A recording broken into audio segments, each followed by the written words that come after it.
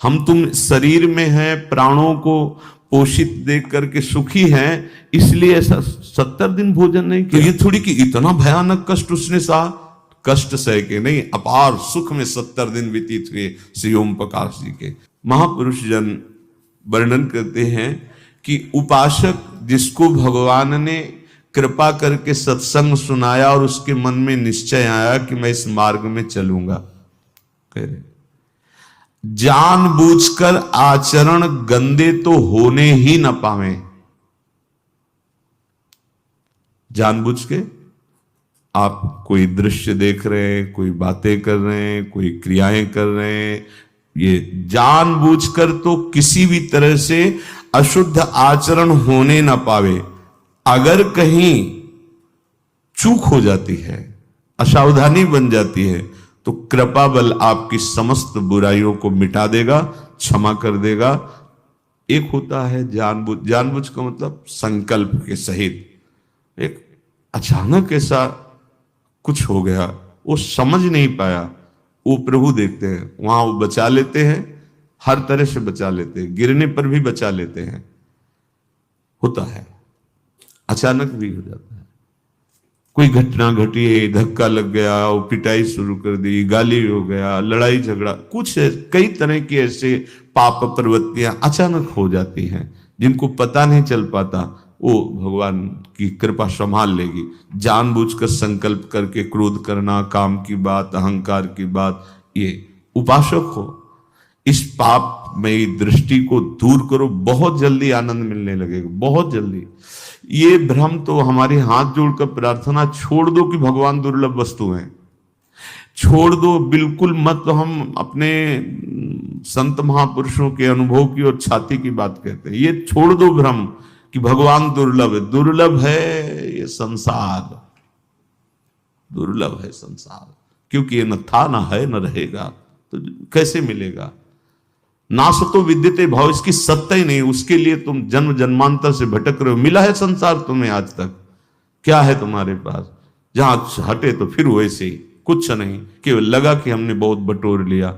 जपो नाम प्रभु का, अगर नाम जपा है तो फिर ऐसा नहीं हो सकता तुम खाली हाथ जाओगे। हे, ऐसी बात तो कभी सुनना भी नहीं, अंगुली कान में डाल लेना। हम भूल गए इसीलिए ये बात है, नहीं तो हमारे वो खिलौना है, हम उनके खिलौना नहीं खेल रहे सखा, उनके कांधे पे चढ़ के। ये हमारे खिलौना है और हम उनके खिलौना है। अब पता नहीं पहले कौन खिलौना बना, वो तो वो जाने, लेकिन वो हमारे खिलौना होंगे जिनके लिए दुर्लभ, हमारे लिए दुर्लभ नहीं है। हमारे हृदय हैं, हमारे हृदय विहारी हैं, हमारे जीवन धन। और ये हम अपनी बात नहीं कहते, सबकी बात कहते हैं। आपने उनको दूर मान रखा है, इसलिए चुपचाप बैठे हैं। और जिस दिन तुम अपना मान लोगे तो हलचल शुरू हो जाएगी, शांताकारम में हलचल शुरू हो जाएगी, और आपको हृदय में दिखाई देगा हलचल होने लगी, हलचल होने लगी। जैसे गर्भवती माँ को पता चल जाता है, हाँ अब इधर हलचल हुई, इधर हलचल हुई, ऐसे ही भजनानंदी उपासक को पता चलने लगता है कि हृदय गर्भगृह में प्रभु अब हलचल शुरू कर दिए हैं। आनंद की हलचल, आनंद की उमगन शुरू हो गई है। आचरणों को अशुद्ध ना होने दीजिए और अच्छापन का अभिमान भी ना आने दीजिए, इस रस की प्राप्ति के लिए कि हम तो कोई गंदे आचरण करते नहीं, इस बात का अभिमान ना आने दीजिए। किसी ने कहा था, जो आप 24 लक्षण दुर्गुण बताए, एक दिन सत्संग में हुआ था, हम में से एक भी नहीं है, गारंटी से कह सकते हैं। तो हंसी आई थी, भैया ये गारंटी, ये सब अहम बोल रहा है, अहंकार, और ये सब गुणों का अभिनेता है पूरा, यही सब अभिनय करता है, यही काम बन जाता है, यही क्रोध बन जाता है, यही लोभ बन जाता है, अहंकार। अहंकार विमूढ़ आत्मा करता हमिति मन्यते। और जो निर्दोष हैं वो कह रहे हैं, क्वा हम तुच्छा परम मधमा प्राण होगा। बहुत विचित्र खेल, बहुत सावधान। अशुद्ध आचरण अर्थात पापाचरण करना नहीं, अच्छे आचरणों का अभिमान नहीं करना, क्योंकि गुरु प्रदत्त होते हैं। आराध्य देव की कृपा से दैवी संपदा का अवतरण हृदय में होता है। आपको प्रयास करना है प्रभु के नाम जप का, चिंतन का। अशुद्ध आचरण करना नहीं, शुद्ध आचरण का अभिमान नहीं आने देना, और हमारा सारा का सारा प्रयास प्रयत्न प्रभु के चिंतन करने का है, प्रभु के स्मरण करने का है। अनन्य चेता बनने में देर नहीं लगेगी। ओ अनन्य चेता सततम यो माम स्मृति नित्य सा तस्याहम सुलभा पार्थ नित्य युक्त योगिना। आप भाव करके देखो, भगवान की प्राप्ति दुर्लभ है। भगवान अपने घर के हैं भाई। माया भगवान की घरनी है, जिसे तुम अपनी घरनी बनाना चाहते हो।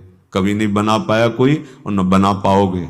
मायापति सिर्फ भगवान है, दूसरा कोई नहीं। और आप सब माया को अपनी घरनी बनाना चाहते हो, नहीं स्वामी बनना चाहते हो ना माया के। कौन हो? भगवान अपने घर के हैं भाई। भगवत प्राप्ति कोई बहुत दुर्लभ बात नहीं है। दुर्लभ बात है माया के आकर्षण से बच पाना। भगवान की प्राप्ति, हाथ उठा के कहता हूं, ये तो कभी शब्द कान में मत पड़ने देना, नहीं तो जन्म बिगड़ जाएगा।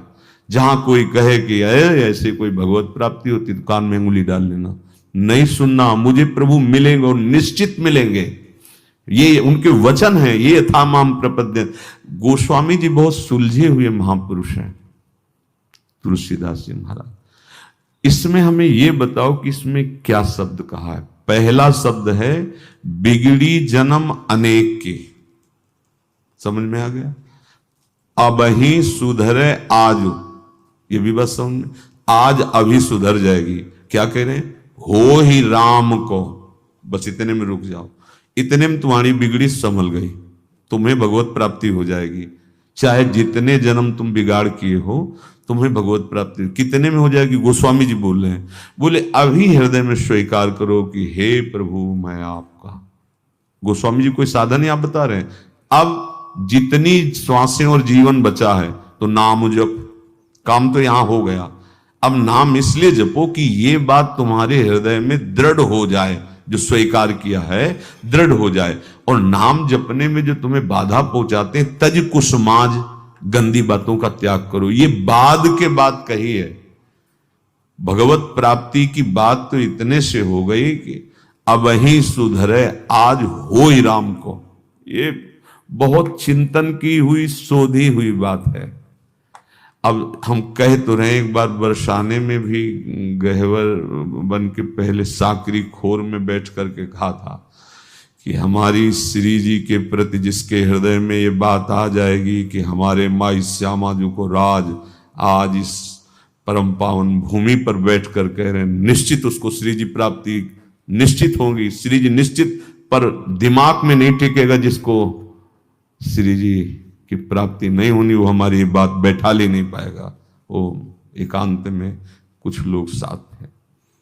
ये हम कोई प्रवचन नहीं कर रहे, हम हृदय खोल के आपके सामने रखते हैं। हमें कोई परवाह नहीं इस बात के लिए कि दुर्लभ वार, दुर्लभ समय है, दुर्लभ बात को पकड़ लो। कोई साधन बल नहीं तुम्हें पहुंचा सकता प्रभु के पास। ये हम भी कह रहे हैं।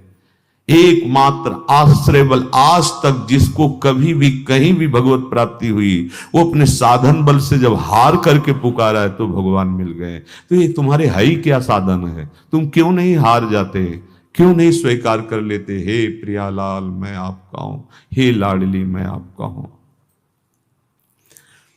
अनन्य चेता वही हो जाता है। कौन?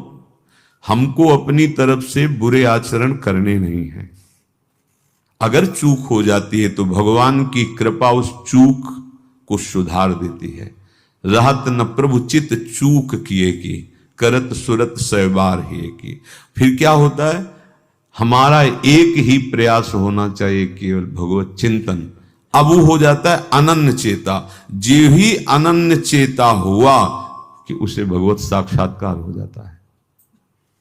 भगवान का दर्शन बिल्कुल दुर्लभ नहीं। भगवान की देखो जो ये दुर्लभता वर्णन की गई है। आप जैसे ग्वारिया बाबा या भक्त गोपाल चरवाहा या ओम प्रकाश जी या और भी बड़े बड़े पाई भर इनको कष्ट नहीं होता। हम तुम शरीर में हैं, प्राणों को पोषित देख करके सुखी हैं, इसलिए ऐसा 70 दिन भोजन नहीं किया। अरे तुम क्या जानो, अनंत ब्रह्मांडों का पोषण करने वाला प्रभु उनको पोषित कर रहा है, अमृत सुख दे रहा है, तो इस अन्न पानी की क्या बात रह गई। तो ये थोड़ी कि इतना भयानक कष्ट उसने सहा, कष्ट सह के नहीं, अपार सुख में 70 दिन व्यतीत हुए श्री ओम प्रकाश जी के। अपार सुख में रंत देव जी के कितने दिन व्यतीत हुए, अन्न पानी भी नहीं है, अपार सुख। वो भगवदानंद कैसे बाह्य देहाभिमानी जीव बुद्धि की कहां पहुंचे उस सुख के लिए। ये चिंता मत करो, ये कोई दुख नहीं है। जिस साधक को अपने शरीर सुख आराम देने की वृत्ति बन गई है, बहुत ध्यान से सुनिएगा, हमारी कुछ ऐसी कमियां हैं जो हमें आगे नहीं बढ़ने देती। जिस साधक को शरीर सुख और आराम देने, ये शरीर तुम्हारा नहीं है, तुम शरीर नहीं हो, इसे ज्यादा दुलार मत करो। अब हमारी बात समझ में आ जाए तो समझ लो, जैसे पता है कि अब ये नौकर भाग जाएगा, नहीं तो होता है और काम करा लो, जितना करा लो। कंजूस आदमी हो तो क्या सोचेगा, और काम करा लो जितना, ऐसे ही ये भागेगा, ये मरेगा, ये नष्ट होगा, और भजन करा लो, जितना भजन करवा लो इससे, जितनी जगत की सेवा करवा लो, जितना दूसरों का मंगल करवा लो। इसको ये नहीं कि खूब सजा धजा के खूब सोआओ, खाओ पियो, भोग। अरे धोखा, धोखा, भारी धोखा।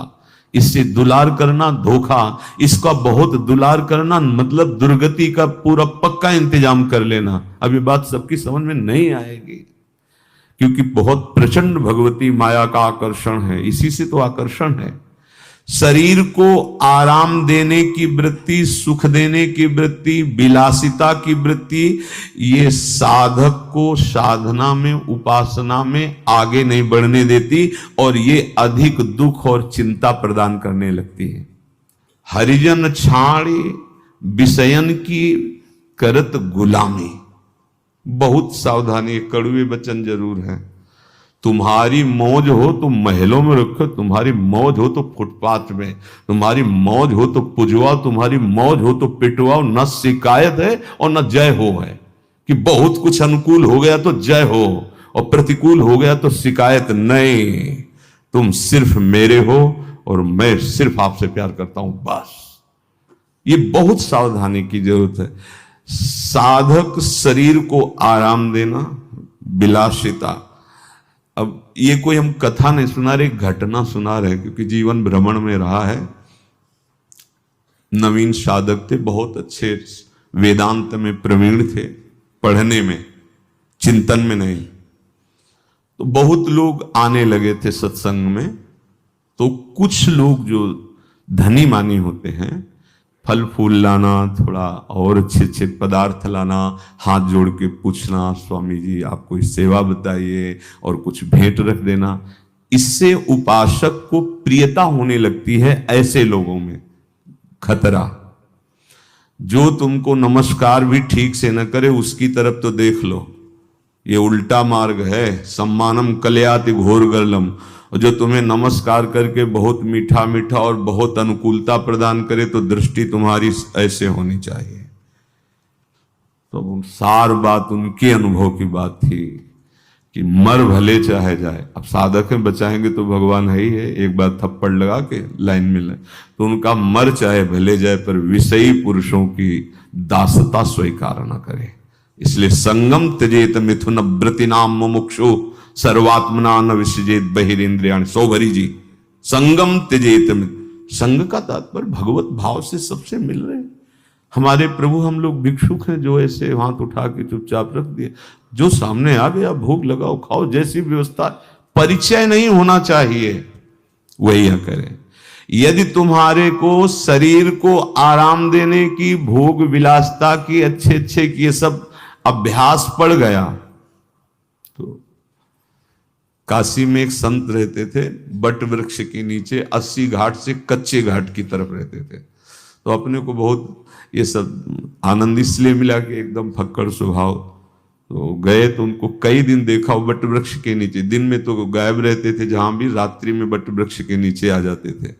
तो सर्दी का समय था और ये युगल किशोर भी जानते जो यहाँ वाकई रहे। उनको एक बहुत महंगा साल किसी ने उड़ाया था, महंगा, काशी तो धनियों की नगरी, तो ऐसे ओढ़े रहे रात भर और दिन जहाँ सुबह हुआ तो वहीं छोड़ करके अपना दिन में गायब हो गए।